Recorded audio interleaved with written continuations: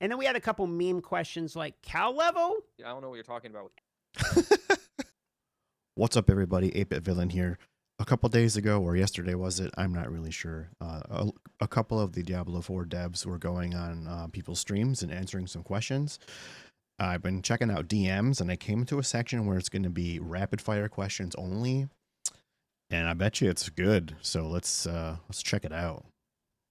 We try to make sure that your journey is enjoyable and good. Now we get into the rapid fire portion of questions in which we go through a large list and try to get fast responses. The first question was raids coming to the game. First, I would say this is just Adam's personal opinion, not the team. I think raids would are be interesting cool. and cool. They would present quite a few hurdles for us to overcome that make things tough. Even now, we have a problem where we're always Look at Gazzy's face. He's like, this is a shit answer.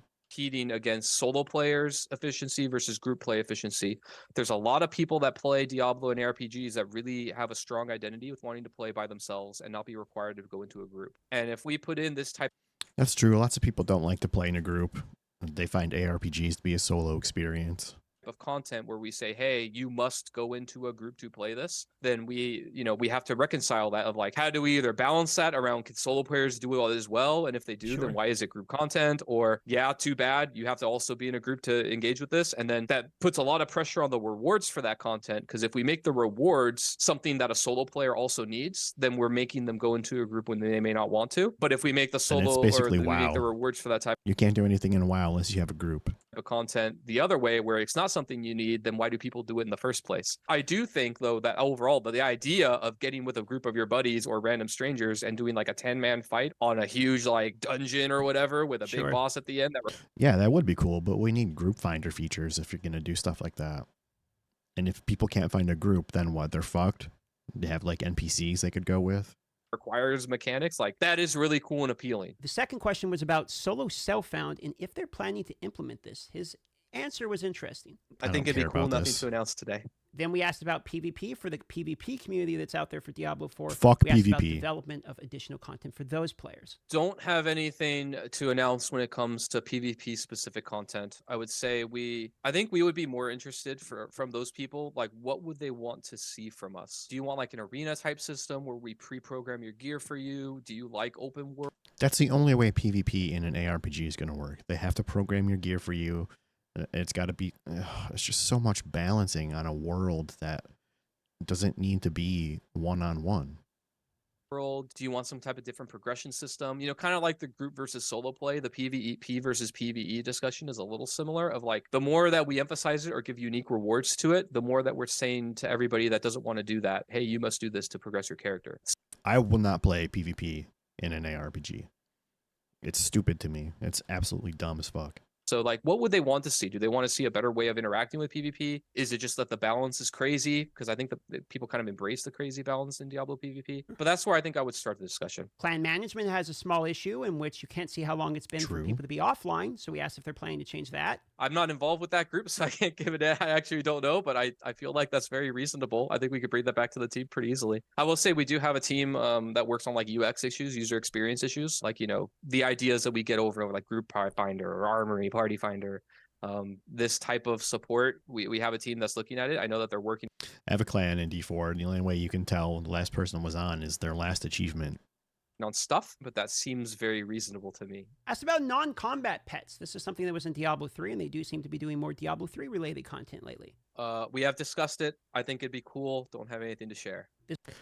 Can they also pick up your gold for you? That would be amazing. This brought us to DPS meters, potentially on dummies. Think it's cool. Don't have anything to announce. Fair enough. Yeah, but I'm actually thinking a little bit more about that. And maybe feedback would be useful of like, is it really only on dummies that you want to do it to test builds, or would you want to see it in the rest of the game?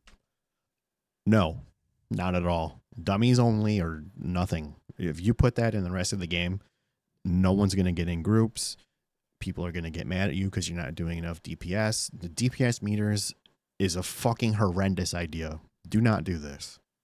DPS meters are kind of notorious in other game types, but I'm not sure that we have the same problems. People being upset with each other for not doing as much damage and all that kind of stuff. I then asked about the offline mode and if this is something that could potentially be added to Diablo 4. I know lots of people care about offline modes, but I couldn't give a fuck. My internet's always on. It's 2024.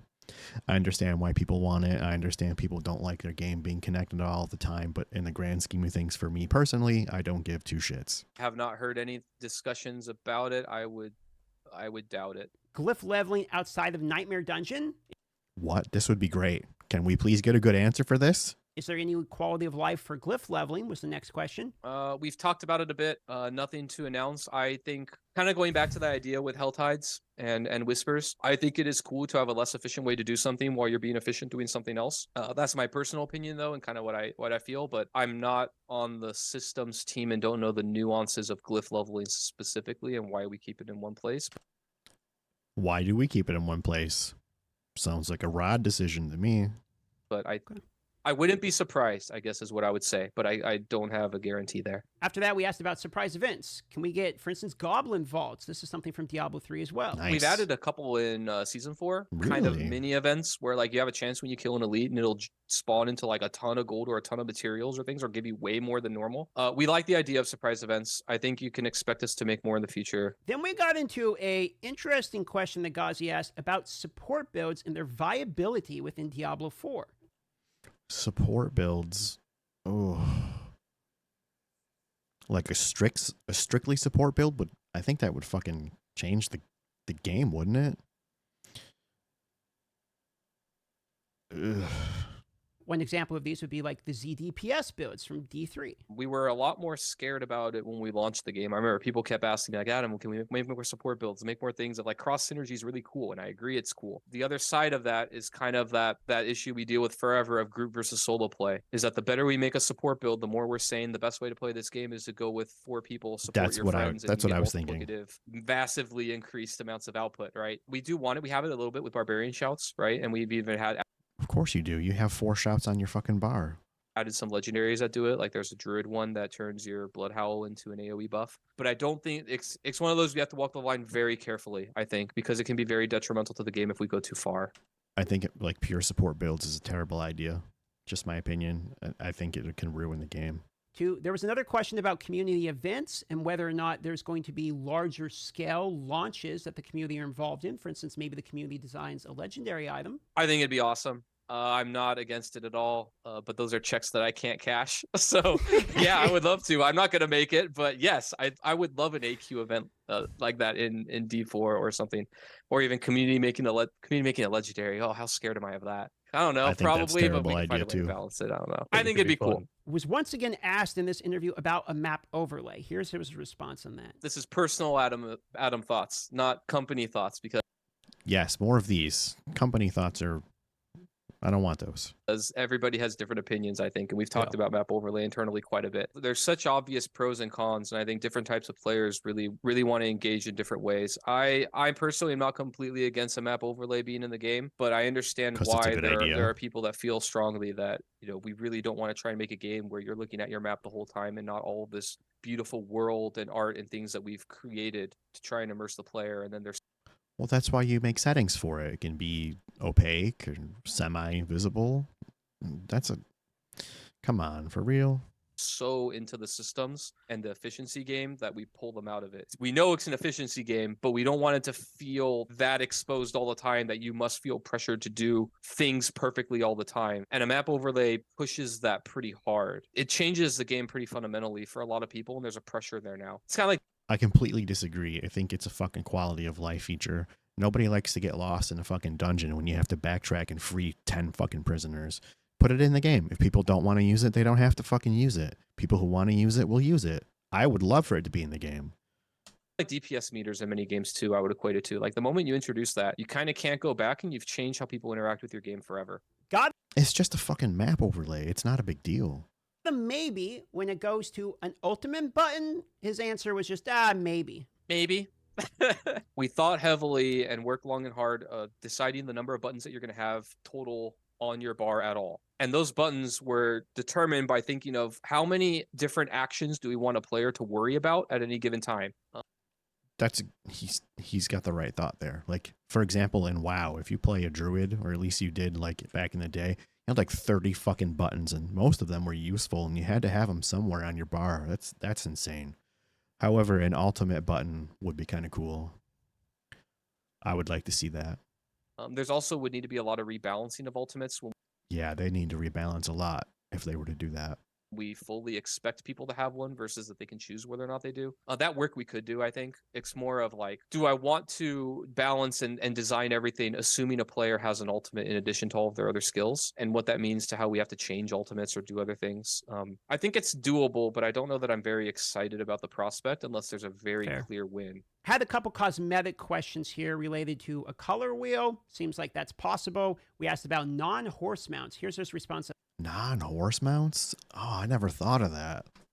on that one. I think we should, and I wouldn't be surprised if we did it, but I'm not involved in those conversations. But I think I personally feel like it's a no-brainer. Then we What kind of non-horse mounts do you guys want to see? Leave some in the comments. Oh my god, the possibilities are endless. asked about wings. This is sort of a controversial one, as some people actually don't like wings within the Diablo series. Makes sense. So this is his response to that one. Yeah, that's a little more controversial. Return to Darkness was one of our big guiding philosophies when we were making D4 up to launch. And this idea that, hey, this game is going back to kind of D1, D2 roots of being scary and a little more, gruesome and dark. We don't need butterfly wings in this game. Come on, man.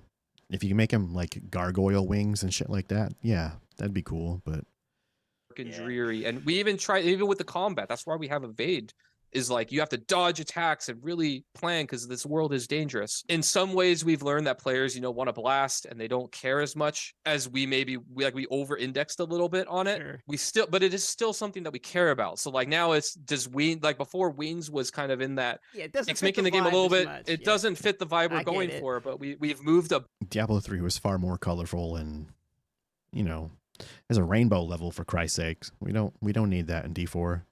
Wings would be cool, but like scary wings that make sense, like tattered shit.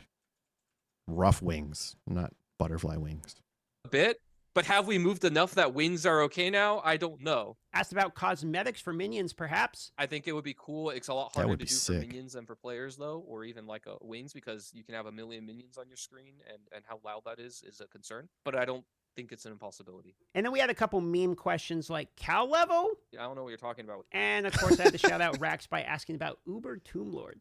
Uber Tomb Lord. Cool. Let's do it. I don't know, whatever people want to fight. I mean, we can make it. At this point, we basically said, thank you so much. Here's him wrapping up in his last thoughts on the interview. Right. First, thanks to both of you for taking the time to talk to me. Thank you. We really enjoy these conversations. I look forward to doing more. For everybody else, one of the things I'm really passionate about, like first, go listen to that presentation that I talked about on cursed problems. One of my goals with getting in front of people and talking with them, and I've done this ever since I started as a developer. You can go look at interviews with me years ago from Heroes, but I like having better discussions with you all and with players that are a little more informed. So as people get passionate and want to learn about game design, I think it's safe to say that we like this guy doing the discussions. There are a few people on the campfire chat, or there's people who should not be on the stream answering questions because they just bullshit you. It's easy just to be like, hey, why don't you add this? And we can answer those questions. But I like more in-depth ones, and we do on the team, of like, hey, why does this work the way it does? And can we find a way to make it work and get what we want, right?